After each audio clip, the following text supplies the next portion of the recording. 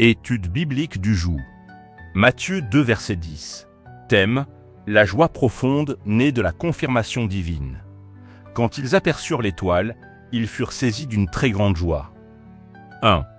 Contexte historique. Après un parcours long et incertain, les mages ont quitté leur pays, ont suivi un signe partiel par l'étoile, ont traversé une zone de confusion à Jérusalem et ont rencontré un pouvoir hostile avec Hérode. Puis, l'étoile réapparaît. Ce moment marque la confirmation divine, la fin de l'incertitude et l'approche de l'accomplissement. La trajectoire messianique passe par la recherche, la tension, la révélation renouvelée et enfin la joie. 2. Lecture sociopolitique du texte. Ce verset révèle une vérité forte. La vraie joie ne vient pas des systèmes humains, mais de la direction divine. À Jérusalem, l'atmosphère était au trouble, à la tension politique et à la manipulation. Mais avec l'étoile, il y a clarté, direction et joie. Les systèmes produisent souvent l'anxiété, tandis que Dieu produit la paix et la joie. 3. Implication pour les leaders politiques. Ce passage enseigne que le pouvoir ne produit pas la joie intérieure, que la sécurité politique ne garantit pas la paix du cœur et que la vraie stabilité vient de Dieu. Un leader peut contrôler un peuple, mais pas lui donner la joie véritable. 4. Implication pour les leaders religieux.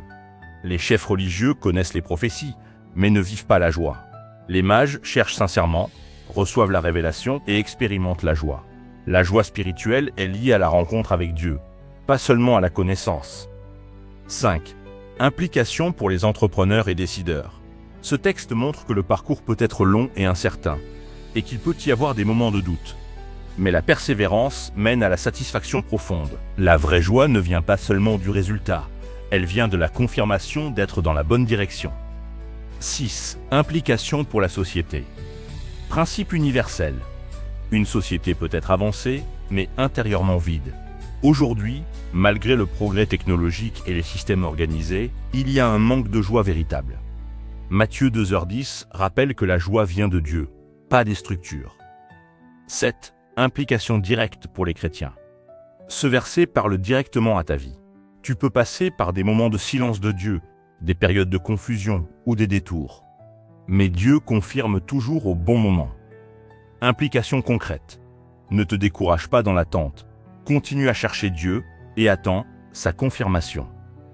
La joie divine vient après la persévérance. 8. Principe herméneutique. Nous ne suivons pas une étoile aujourd'hui, mais le principe demeure. Dieu confirme ceux qui le cherchent. Sincèrement, la joie est liée à sa présence, et la persévérance précède la récompense. On applique le principe spirituel, pas le phénomène visible. 9. Message sociétal. Nos sociétés cherchent la joie dans la richesse, le pouvoir ou la réussite, mais restent insatisfaites. Matthieu 2, verset 10, nous enseigne que la joie véritable est spirituelle, pas matérielle. 10. Conclusion prophétique. La joie des mages n'est pas superficielle, elle est très grande. Pourquoi? Parce qu'elle est liée à la direction retrouvée, à la promesse proche et à la présence de Dieu. Dieu ne donne pas seulement une direction, il donne aussi une joie qui confirme que tu es sur le bon chemin. Prière. Seigneur, dans mes moments de doute, apprends-moi à persévérer. Quand je ne vois pas clairement, donne-moi la force de continuer. Et lorsque tu confirmes ma direction, remplis-moi d'une joie profonde, qui ne dépend pas des circonstances. Que ma joie vienne de toi seul. Amen.